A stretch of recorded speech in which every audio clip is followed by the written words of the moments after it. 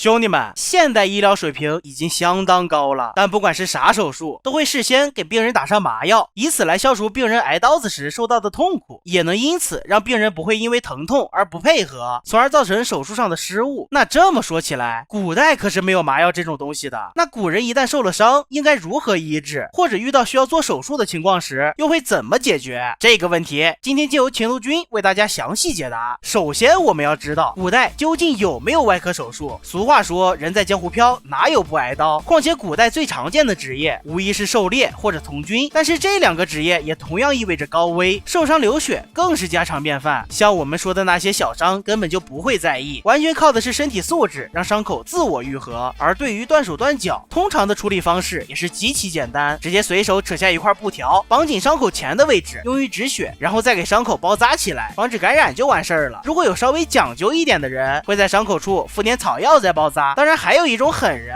人家的消毒方式就很简单，直接拿火烫一下子就好了。我就奇怪，当他们闻到自己的肉味时，不会难受吗？这么说起来，古人一旦受重伤，最后之所以还能活下来，我觉得完全就是死神在逛淘宝没注意收人啊。这些壮汉相比起咱们现在的某些小鲜肉来说，真的完全是天差地别，破个皮就受不了，还要直接去医院，你要不快点送过去，伤口都要愈合了。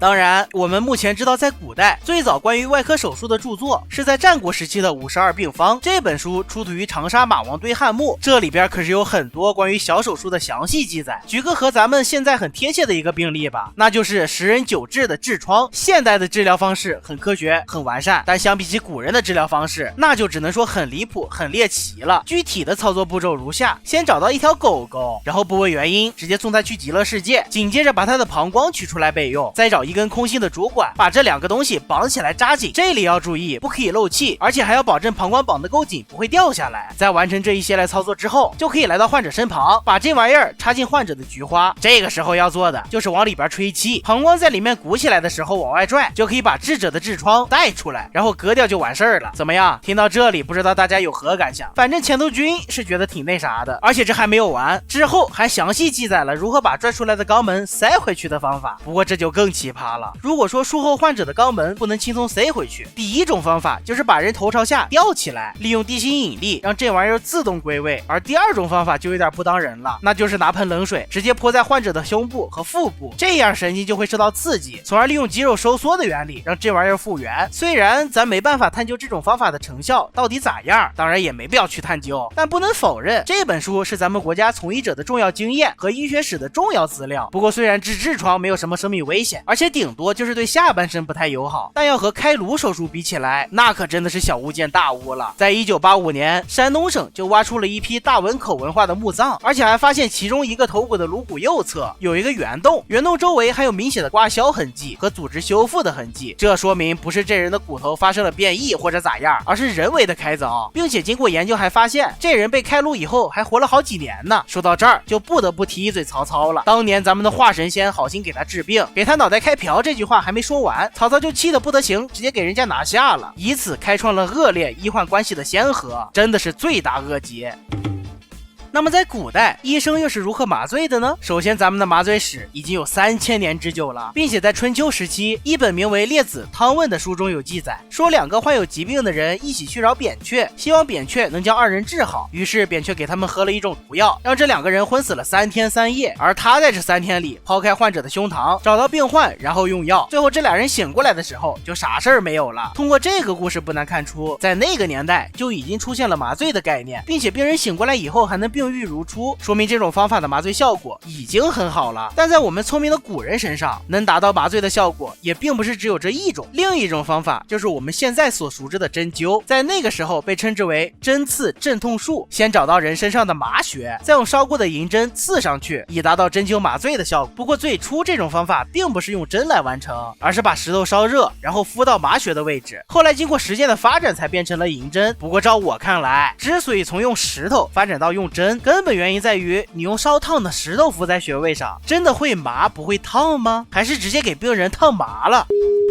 像在三国争雄时期，各地爆发战乱，部队中的伤员呈几何倍数增长，这也直接促进了医疗行业的发展。麻醉的方法也是在这个时候有了一个较大的进步。公元2世纪，还是我们的华神仙发明出了麻沸散。根据《后汉书》记载，用酒来混着麻沸散喝下去，又会微醉，还能让人失去知觉，然后就可以开刀实施手术，完事把伤口缝好，4到5天就能让伤口复合，1个月的时间左右便可痊愈。当然，对待正常的患者，这样的方法无疑是最好的，能在治好疾病的同时，还能免去皮肉之苦。但偏偏就是有那些喜欢装杯的硬汉，就比如说关羽，说的让他服用麻沸散，再把脑袋蒙住来做手术，可人家偏不，愣是在没有任何措施下进行了手术。离谱的是还扛过去了，跟个没事人一样。这么看来，要是在古代都是这种硬汉，那麻药的进化史肯定不会这么快。不过在这之后的隋唐宋元时期，麻醉又有了新的发展，并且开始严格掌控用药，注意每个人的体质差异。尤其突出的成就就是出现了局部麻醉，比如说一宗金鉴的外敷麻药、华佗神医秘传的吹喉麻醉药、黏膜麻醉剂和皮肤麻醉剂等等。说了这么多，大家肯定对我们国家最早的麻药和外科手术有所了解了，可能也会觉得离谱，难以接受那些原始的方法。但在这里我还是得告诉大家，真正离谱的外科手术和麻药还得看国外。相比起咱们的麻醉史，不过也就是喝药酒、扎针，做的手术也都是合情合理正常操作。但是反观西方国家的麻醉方式，那才叫千奇百怪，离了个大谱。他们最早做手术的时候还没有麻药，那咋解决那些重大的伤病呢？一个字，快。就拿截肢来举例，医生趁着病人还没反应过来，就赶紧拿着锯子锯断残肢，完事之后再拿起炉火里边已经烧红的烙铁，直接按在伤口上用来止血。说实话，这种手术的方式在我看来不像做手术，反而像是古代的酷刑，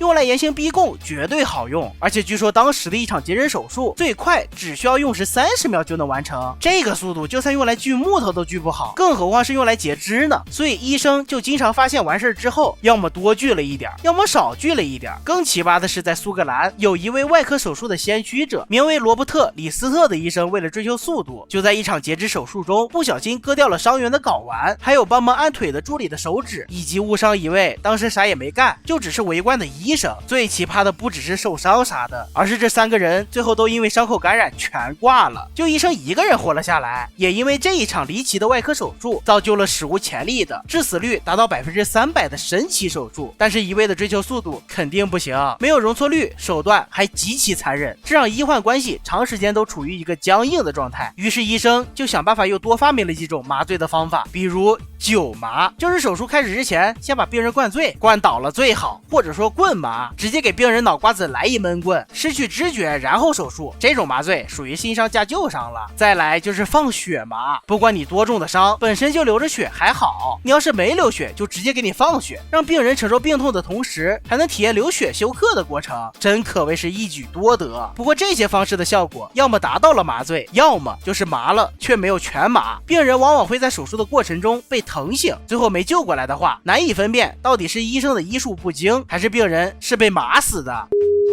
那么以上就是本期视频的全部内容了。对于麻醉的发展史，倘若还有小伙伴要补充的，欢迎在评论区留言讨论。我是钱督军，我们下期再见。